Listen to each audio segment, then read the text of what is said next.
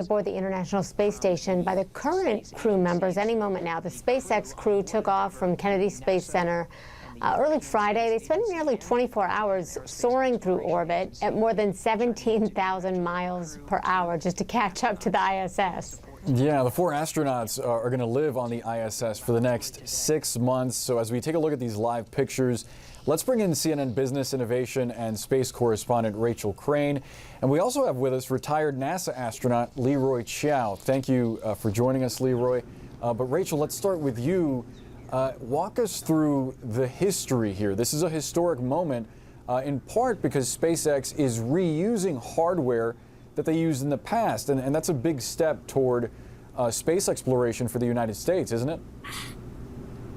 That's exactly right, Boris. I mean, it's hard to overemphasize how important reusability is in terms of driving down the cost of space exploration to, hopefully one day be able to put boots on Mars, return us to the moon. It's going to be pretty costly, so you don't want this one and done, space flight of the past in terms of the hardware. And SpaceX had reused their boosters many times before, but never on a crewed flight. I'm talking about the first stage booster of the Falcon 9.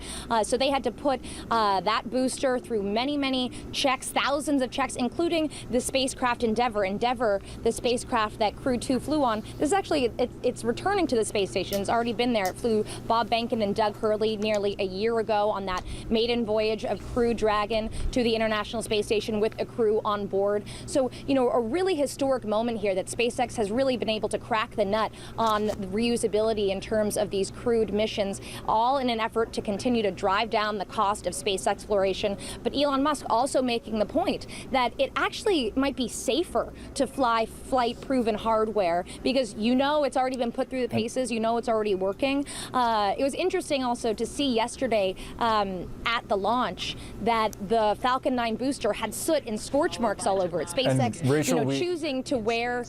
I don't want to interrupt you, just want to let you know that right now the astronauts aboard the SpaceX capsule are actually entering the ISS. It appears that Thomas Pesquet, Akiko Hoshide have entered, and there is Megan MacArthur. She's a pilot from California. Her husband actually is Bob Behnken, who Rachel just mentioned. To you, Leroy, what do you think watching this, having been there before, having been one of the astronauts who helped build the ISS as it is today? Actually, hold on a second. Can we listen? Can we listen real quickly to see if we can hear what they're saying? The 11-person crew of Expedition 65 now together inside Node 2 of the International Space Station.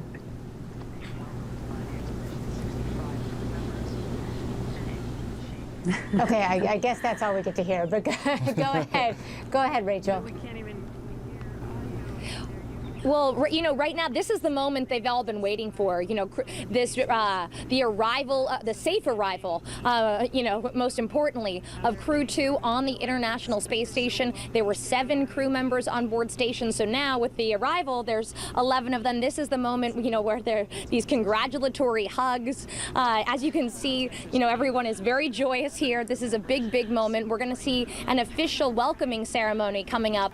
But this is the moment where the families of these astronauts can take a little bit of a sigh of relief that they are safely on board. And as I pointed out, it's a little crowded on board station. It'll only be for a few days. Crew 1 will be departing station in just a couple of days. But this welcoming ceremony should be happening any minute. And this is something that they do when any crew arrives. But, this is a really an important one because this passing of the baton of Crew 1 to Crew 2, is quite special. Yeah, Leroy, I know that you have done this because you spent 6 months serving as the International Space Station commander back in 2004 and 2005. I want to, I don't know what that is, but I want to try to see if we can get back to the live pictures of them because we saw them all get in their respective places and they have a microphone in their hand, so they are going to be speaking, and we're going to be waiting to see that happen. But Leroy, talk to us about what it's like to be a new member of the ISS when you first got there and you had that welcoming ceremony. I mean, did you feel an immediate sense of camaraderie with the people who were already there? Well, absolutely. Of course, we all know each other very well from our training. We've trained together, and we've known each other for a long time. And so, getting on board is a great feeling, because that means your mission is going to go. In other words, if your docking had failed and you had to return to Earth, and all that training that you went through, that all kind of gets put on hold. So, getting the hatches open and coming on board, and the excitement of starting your own expedition is really special. So, these folks are very happy, obviously, and this is, I believe, a record number of people we have on the station at one time. And so a lot of firsts in this mission, including, as was discussed, the first usage of a recycled or refurbished spacecraft, and a refurbished first stage rocket for a flight with astronauts on board. I understand that it took the Dragon spacecraft to align itself with the docking ports and parked itself, and all of those maneuvers were directed by computer. I mean, everybody's obviously comfortable with that, but who's at the ready to fix it if something happens, Leroy? Oh, absolutely, yeah. No, the docking procedure is automated, just as it is for the Russian Soyuz, and the crew is the backup. The crew is monitoring everything very carefully, and they're ready to take over manual control. In fact, during my approach and docking in the Soyuz spacecraft, we had an emergency under 200 meters. It was actually pretty dangerous. Our autopilot failed and started speeding us up instead of slowing us down, and also started a left roll, or left rotation, so we started losing sight of the station, and we actually did have to take manual control and complete the docking manually. Yikes. Well, we're glad you're okay, Leroy. Rachel, I wanted to ask you, because you mentioned future space exploration and a mission perhaps to Mars. The ISS at this point is actually old enough to drink. It's 21 years old. What is its role going to be moving forward for the United States, specifically in heading to Mars? Yeah, well, the International Space Station, it's important to remember, is a national laboratory. So a ton of science and research is being conducted on the International Space Station right now in that effort to return us to the moon, the Artemis mission, and then eventually to get us to Mars. So, it's an incredibly important stepping stone and, vehicle with which to get us on these, these deeper space journeys. And the future of the space station is a little bit in limbo right now. It does have, it is going to have to be retired at some point, or they're going to have to update it, because as you pointed out, it's old enough to drink at this point.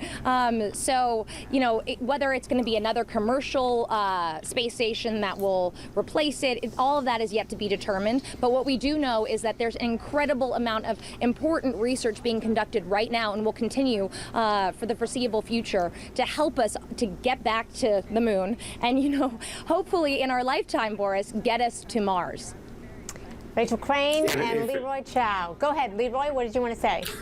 Oh, I was going to say, actually, the space station, I think, is an important and critical part of the exploration program, because it serves as a test bed, not only for hardware that we will put on a spacecraft to go to Mars, but also for a biomedical test bed to develop these, what we call countermeasures. It turns out that space is pretty harsh on the human body and all living systems, and we need to figure out how we're going to keep these crews healthy on a journey to Mars and back. And the space station provides us with that test bed, in addition to all the physiological research that's going on.